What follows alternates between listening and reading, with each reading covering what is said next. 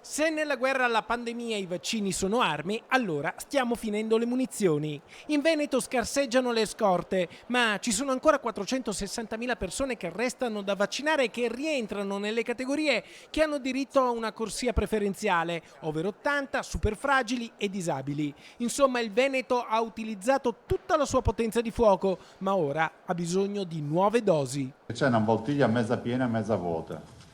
A mezza vuota è che stiamo finendo i vaccini, ovvero ci stiamo in alcune realtà tipo Padova indirizzando verso i soli richiami. La mezza piena è che stiamo finendo i vaccini.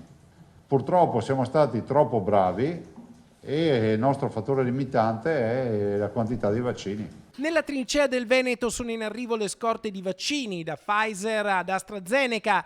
Da giovedì sarà operativo il nuovo portale unico per le prenotazioni e la regione è pronta ad aumentare il ritmo delle vaccinazioni. Il presidente Luca Zaia ha chiesto a tutte le ULSS di attivare dalla prossima settimana punti di vaccinazione aperti fino a mezzanotte e intanto a Pasqua e Pasquetta non ci si ferma. Pasqua e Pasquetta siamo aperti, non si chiude. Ogni ULSS dovrà avere, chiudendo sta settimana l'operazione, dalla prossima, massimo dalla prossima, un punto vaccinale aperto fino a mezzanotte, quindi vaccini di notte. Vaccini di notte perché ci permette di ampliare ancora di più il nostro sforzo vaccinale. Cioè la vaccinazione, la campagna di vaccinazione è l'unico elemento oggi che ci permette di dire che stiamo vedendo la luce in fondo al tunnel.